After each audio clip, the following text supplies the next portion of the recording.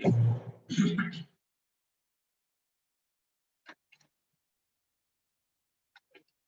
today I am going to begin friction. अब देख लो friction है क्या.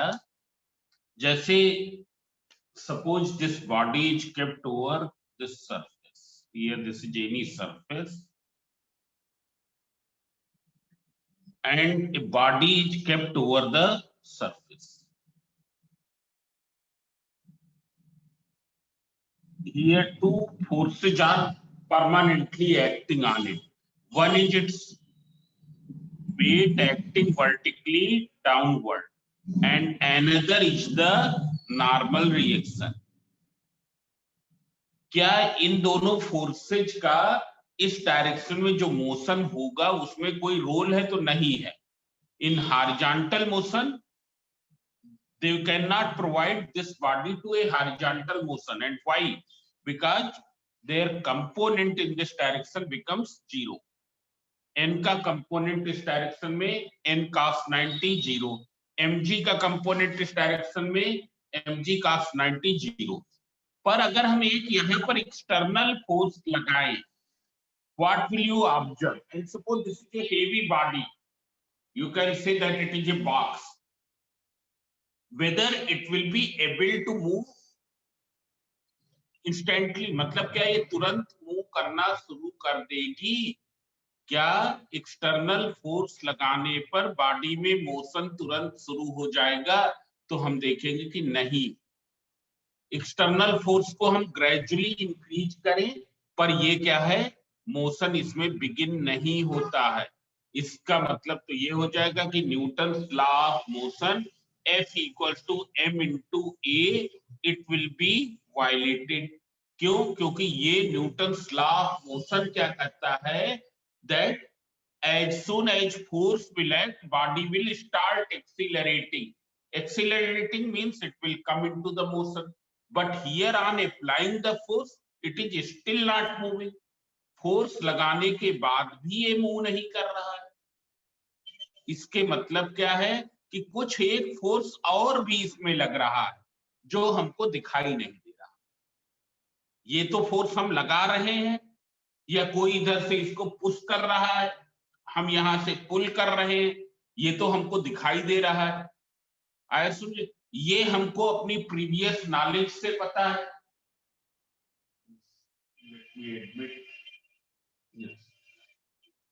This we know from our previous knowledge that weight mg will act vertically downward and normal reaction will act vertically upward, and in equilibrium n will be equal to mg.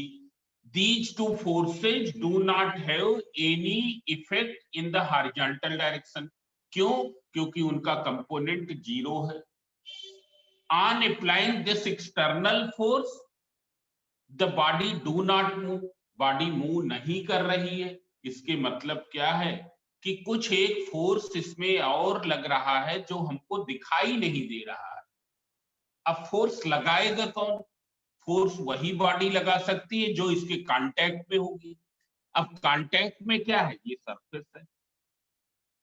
तो ये surface क्या है, इस पर इस direction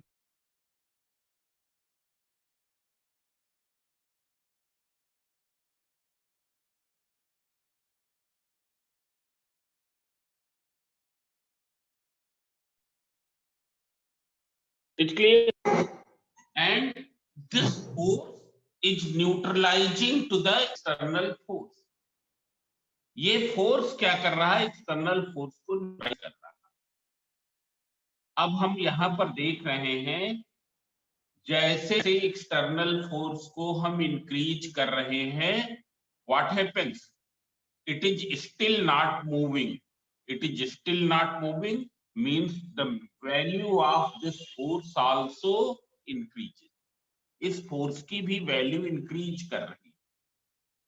We have seen that when it is 12 Newton, it is not moving. It means it is 12 Newton. When it is 13 Newton, the body is not moving, means this small f is 13 Newton. ये कितना बन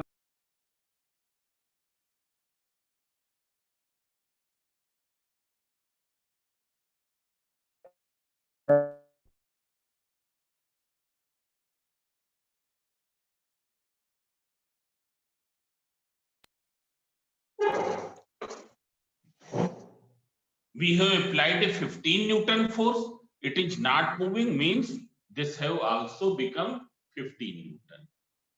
but जैसे ही हमने इस force को आगे 15 Newton से 15.001 Newton कर दिया, ये बॉडी मूव करने लगी। यहां से क्या कंक्लूड करेंगे? ये कंक्लूड करेंगे that it can increase up to a definite value.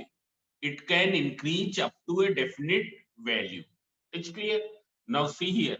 Once again you can see. You try to understand this. Once again I am explaining because the friction is a little bit complicated topic. So all of you see here. इसको फिर से हमको समझने की कोशिश करो। यहां पर क्या है? दिस इज ए सरफेस और इसके ऊपर एक बॉडी रखी हुई है इस तरीके की। इस पर कितने फोर्सेज लग रहे हैं हमको मालूम है।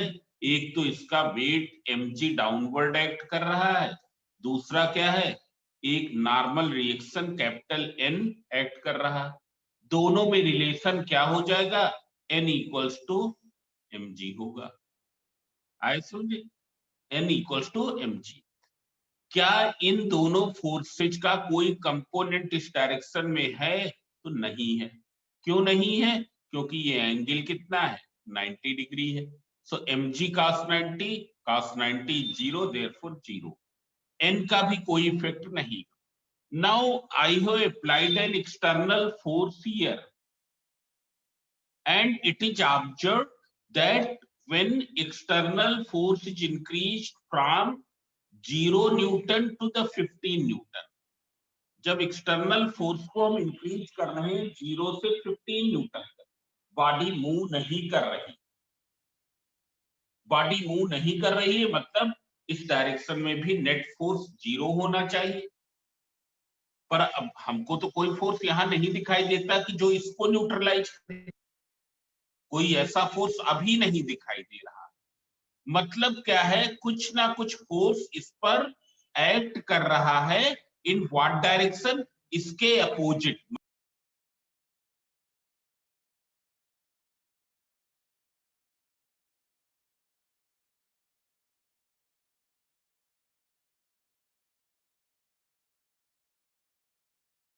Sir, again you are mute.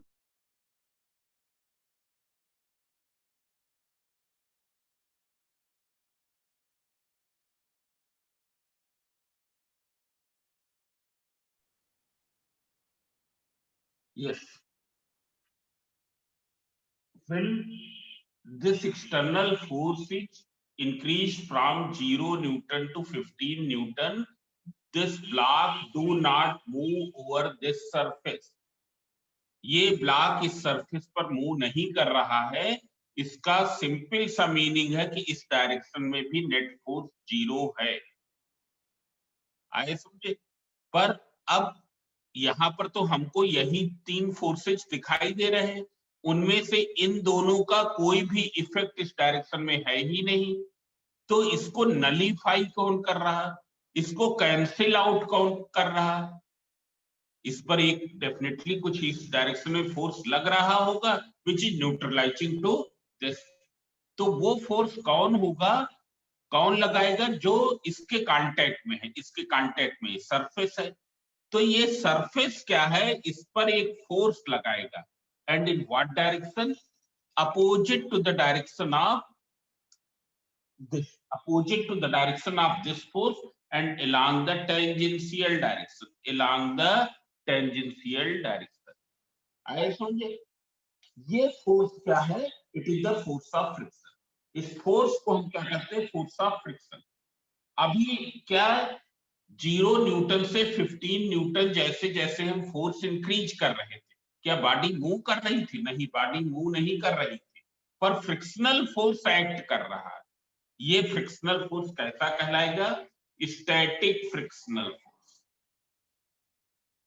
इसका मैग्नीट्यूड कितना होगा? जब ये 1 न्यूटन था, this was also 1 Newton, net force has become 0 and it is not moving. जब ये 5 न्यूटन था, it has become 5 Newton. once again the net force in this direction has become 0 and the body will not move. जब हमने इसको 12 Newton कर दिया, 13 Newton कर दिया, ये भी क्या हो गया, 12 न्यूटन हो गया, 13 न्यूटन हो गया, मतलब क्या होगा, ये मूव नहीं करेगा। जब हमने इसको रिमूव कर दिया, ये भी क्या हो गया, गायब हो गया। मतलब ये तभी एक्ट होना शुरू करता है जब हम एक्सटर्नल फोर्स लगाएं और बॉडी रेस्ट पर रहे। ये तभी प्रोड्यूस होगा जब एक्सटर्नल फोर्स लगाएं और बॉडी मूव करे। In that case only it will be produce. इसलिए एक्सटर्नल फोर्स हटा लेंगे, ये भी गायब हो जाएगा, कोई स्टैटिक फ्रिक्शनल फोर्स नहीं रह जाएगा। It is clear, this point is clear. Now see here, जैसे ही हमने क्या किया, ये फोर्स 15 न्यूटन से बढ़ा के 15.0001 न्यूटन कर दिया, body has come into the motion, means this force can increase up to a definite value and here that definite value is 15 newton. ये फोर्स जिसको हमने स्टैटिक फ्रिक्शनल फोर्स कहा है, it can increase up to a definite value and that definite value will depend upon what? It will depend upon the nature of contact surface. अभी हम nature of contact surface के बारे में बताएंगे। It will depend upon the nature of contact surface. It's clear? It will depend upon this thing. It's clear? So here it has a limiting value up to which it can increase. When it will just come into the motion, then at that moment its value is called the limiting friction. वो friction क्या कहलाता है? Limiting friction कहलाता है। अब देख लो, there is one more important fact regarding static frictional force. Number one, it is self-adjusting in magnitude. ये magnitude में self-adjusting है. It adjusts its magnitude according to the external force. कब तक? जब तक कि मोशन शुरू ना हो। कब तक? जब तक कि मोशन शुरू ना हो। This is 8 Newton, this is also 8 Newton. This is 10 Newton, this is also 10 Newton. This is 15 Newton, this is also 15 Newton. पर जब हमने इसको 16 न्यूटन कर दिया, 17 न्यूटन कर दिया, 18 न्यूटन कर दिया, तब ये क्या हो गया? कांस्टेंट ही रहा।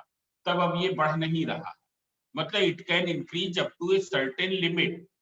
That limit will be decided by the nature of the contact surface. So self-adjusting in magnitude. क्या ये डायरेक्शन में भी सेल्फ एडजस्टिंग होगा? यस, ये डायरेक्शन में होगा सेल्फ एडजस्टिंग। कैसे होगा? अगर हम क्या है, एक्सटर्नल फोर्स इधर लगाएं, तो ये फ्रिक्शनल फोर्स, जो स्टैटिक फ्रिक्शनल फोर्स जिसको हमने कहा है, it will act in what direction? It will act in this direction.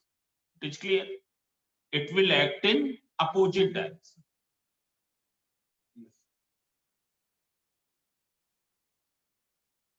So it is frictional force, it is self-adjusting in magnitude as well as in direction. Self-adjusting in magnitude as well as in direction. This is an important fact regarding its magnitude. Its magnitude can vary from 0 to a definite value. जब external force नहीं लग रहा था, कोई भी static frictional force नहीं था, it has originated only when you have applied the force and body is at rest. It's clear? Now see here, what will be the direction of this force? It will act along the tangential direction to the contact surface.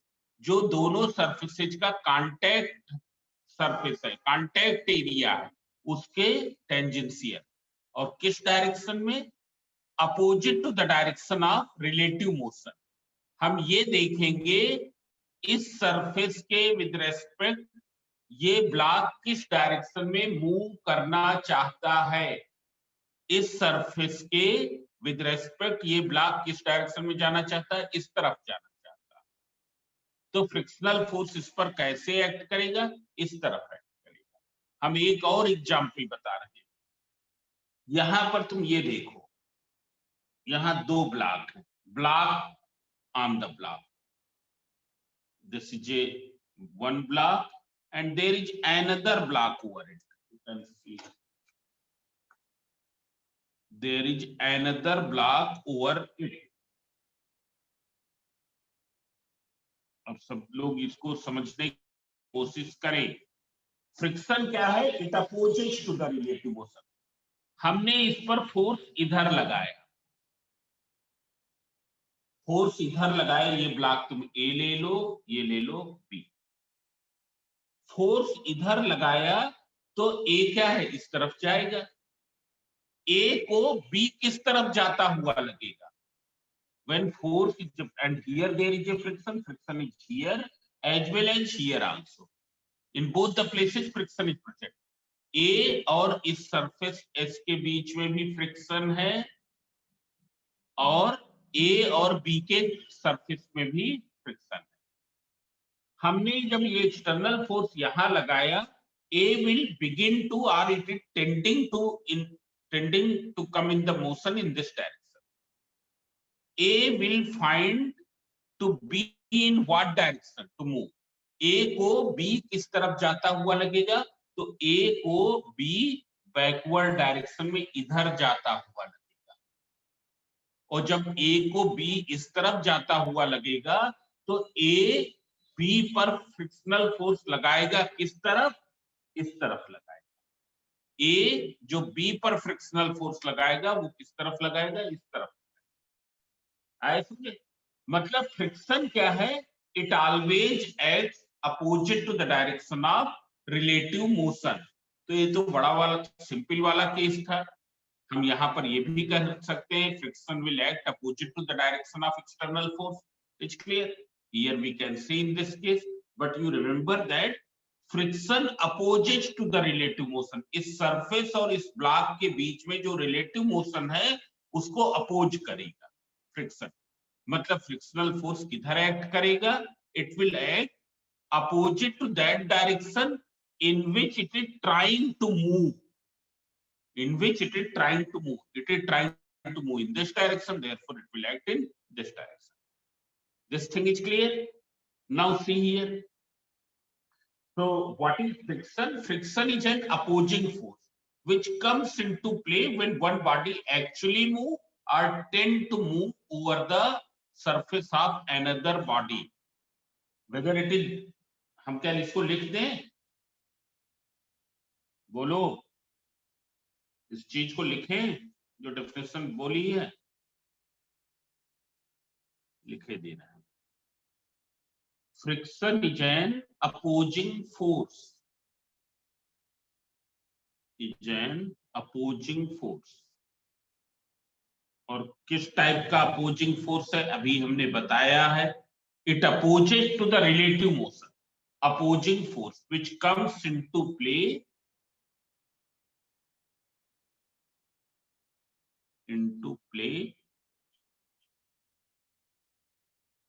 when one body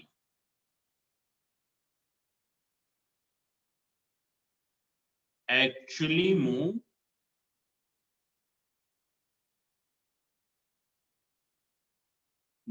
or tends to move over the surface of another body, over the surface of another body. Friction is an opposing force which comes into play when one body actually moves or tends to move over the surface of the another body. Now see here. अब it means क्या है? एक तो friction हो गया static friction. क्या जब ये इसके ऊपर एक्चुअली मूव करने लगेगा उस समय भी फ्रिक्शन एक्ट करेगा? तो अभी हमने डेफिनेशन में ही कहा है फ्रिक्शन क्या है? इधर body tending to move, tending to move मतलब अभी मूव करना शुरू नहीं की है पर मूव करने की उसकी इच्छा है, मूव करने की उसकी टेंडेंसी है, अभी उसने मूव करना नहीं शुरू किया। दूसरा क्या चीज है? अगर बॉडी एक्चुअली में भी मूव कर रही तो भी फ्रिक्शन एक्ट करेगा। मीन्स क्या है, whether body is at rest under the influence of the external force or it is in motion, in both cases frictional force will act. When it will be in motion, there will be what type of friction? उसको हम कहते हैं kinetic friction, that we call as kinetic friction. दोनों में difference क्या है? Its magnitude increases up to a certain limit according to the external force. इसका magnitude एक सर्टेन लिमिट तक इंक्रीज करता है according to the external force. When external force becomes more than the its maximum value, इसकी maximum value जिस पर body just begin कर दे motion, उसको कहते हैं limiting friction, that is called the limiting friction. So when it overcomes to that limiting friction, it will come into the motion and kinetic friction will come into the effect. So that also, these terms also I am going to write. See here, you can see static friction. Friction means frictional force. Whether we write static friction or static frictional force, both are the same thing.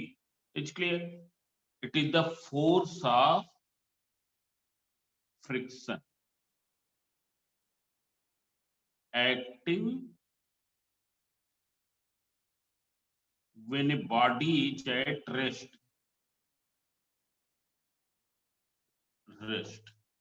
on another body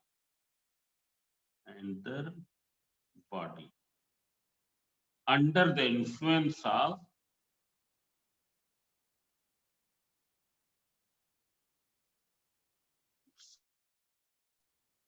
external force. Second point is its magnitude. Its magnitude increases up to a certain limit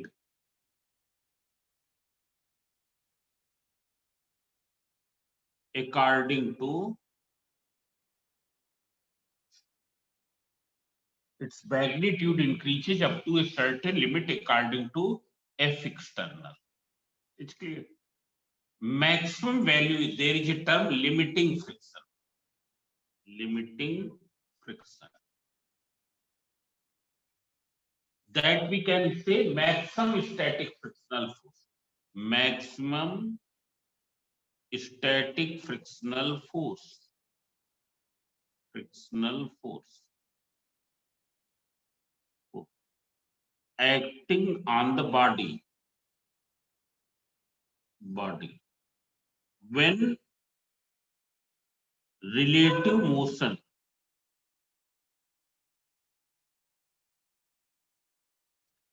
just begins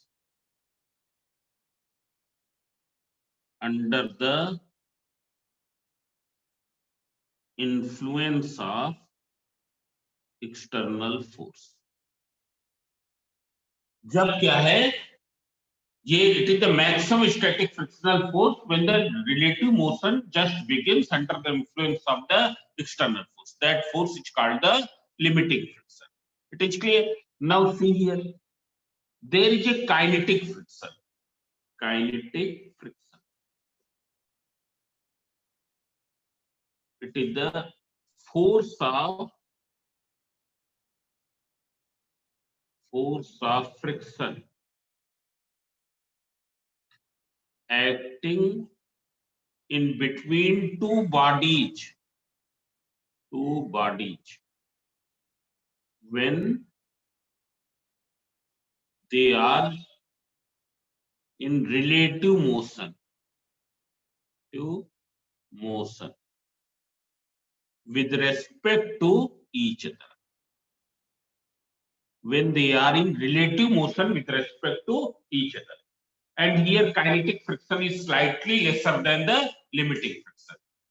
Kinetic friction is slightly lesser than the limiting friction.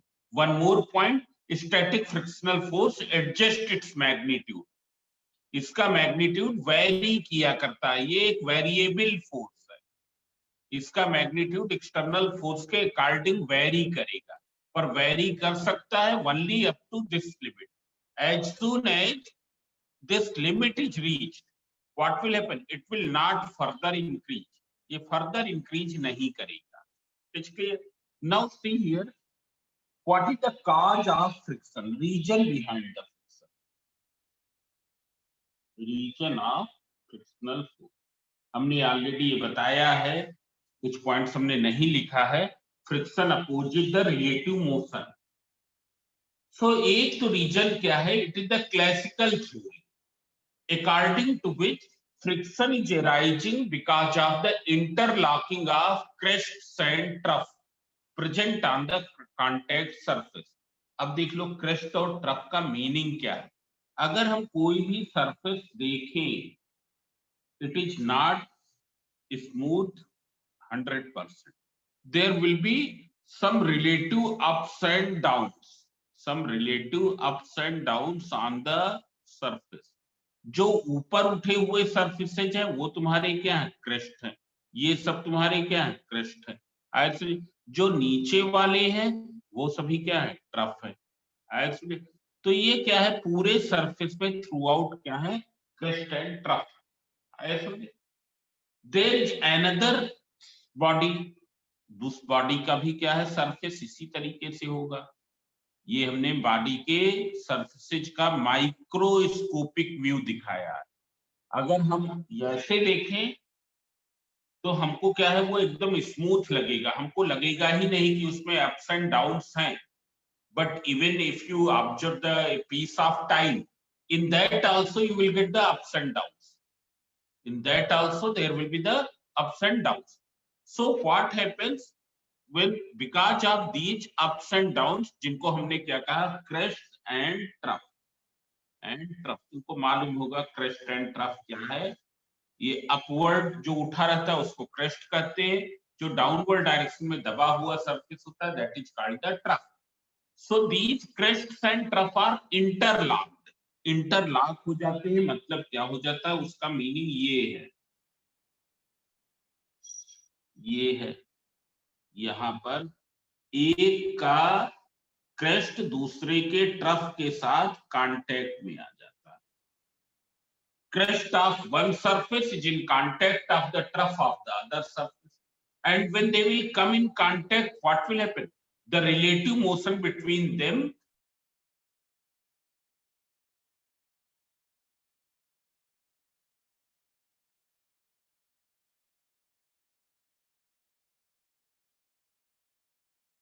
ये यहाँ पर इनके बीच का relative motion,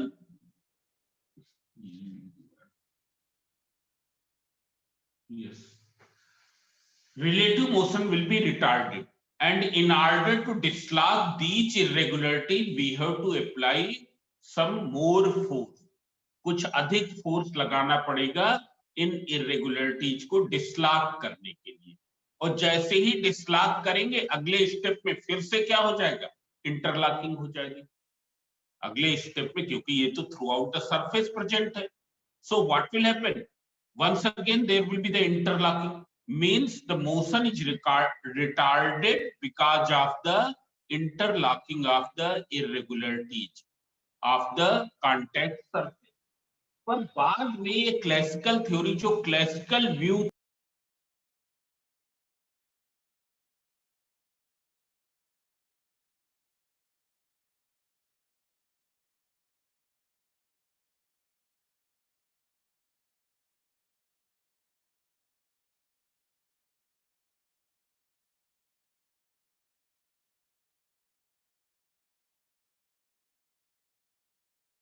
sir आप mute हो गए।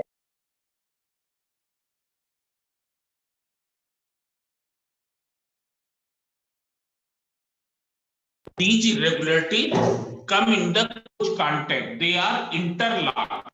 in order to dislodge them, a external force is required, a greater force is required। It's clear? So as long as they are in contact, irregularities are interlocked, by applying the force they are dislodged, once again they will be interlocked, therefore motion is retarded. पर ये बाद में classical view जो था इसको reject कर दिया गया। क्यों रिजेक्ट कर दिया गया? उसके पीछे रीजन ये था कि एक सरफेस इतना बड़ा है, दूसरा क्या है सरफेस ये उसी मटेरियल का एक दूसरा सरफेस है, ये दोनों के मटेरियल सेम है, but now the greater area is in contact, मतलब यहां पर फ्रिक्शन ज्यादा होना चाहिए। क्यों? क्योंकि यहाँ कांटेक्ट अधिक है, यहां पर कांटेक्ट लेस है तो फ्रिक्शन लेस होगा। पर experimentally it was found that the frictional force do not depend upon contact area. Frictional force do not depend on area of contact surface.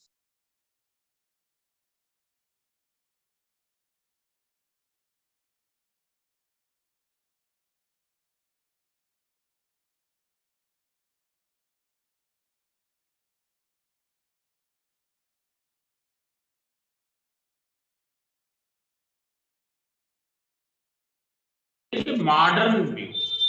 Now is a modern view regarding the friction. And what is that modern view?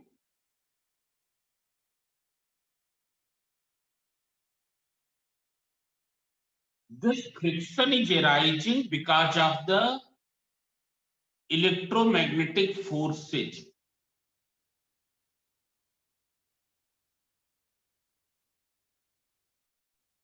इसको discard करने के पीछे एक और भी reason था, that I have forgotten. So you see here, अगर हम क्या है दो ग्रेनाइट के सरफेसेस लें which are having a very less irregularity.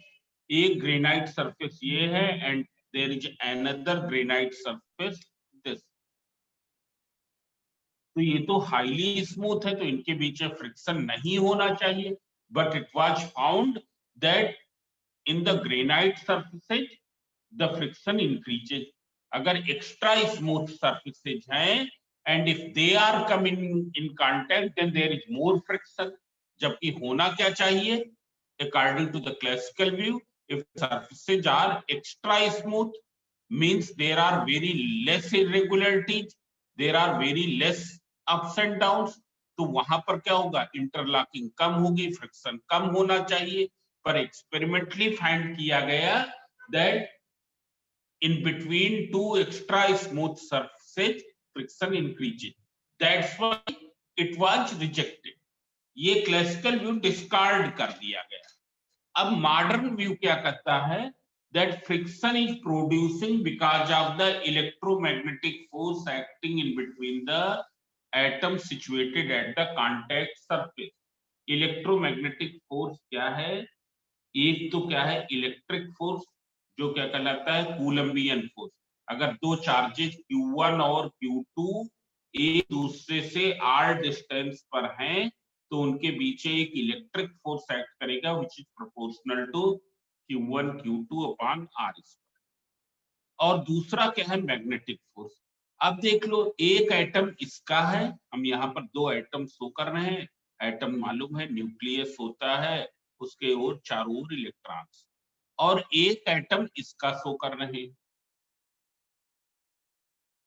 यहां भी सपोज दो तीन वो है, तो होगा क्या? इसके न्यूक्लियस इसके इलेक्ट्रॉन के बीच में फोर्स होगा, इसके इलेक्ट्रॉन के बीच में इलेक्ट्रिक फोर्स होगा, और इसके न्यूक्लियस के बीच में एक इलेक्ट्रिक फोर्स एक्ट करेगा। ये तो सब इलेक्ट्रिक फोर्सेज हो गए। देन वन मोर थिंग, जब ये इसका इलेक्ट्रॉन मूव करेगा तो मूविंग इलेक्ट्रॉन क्या करता है? मैग्नेटिक फील्ड प्रोड्यूस करता है। Moving electron produces to the magnetic field, and in that magnetic field the electron of this atom is moving. In that magnetic field electron of this atom is moving, so it experiences a Lorentz force which is given by QVB sin theta, which you will study in the class 12. इसलिए तो एक magnetic force भी act करेगा, means the atoms which are situated on the contact surfaces, they are experiencing electric force as well as the magnetic force. उनके बीच में electric force भी act कर रहा है एंड मैग्नेटिक फोर्स भी एक्ट कर रहा है. And over the contact surface it has increase very much.